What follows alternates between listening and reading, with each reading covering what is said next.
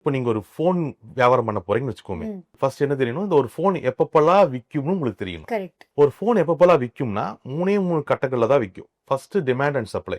இப்போ என் ஃபோனு கீழே வந்து உடஞ்சு போச்சு, நான் என்ன பண்ணுவேன்? போய் இப்போ வாங்க. புது ஃபோன் வாங்குவேன். எனக்கு தேவை ஏற்படுது, நான் வாங்குறேன். ம். இது டிமாண்ட் அண்ட் சப்ளை.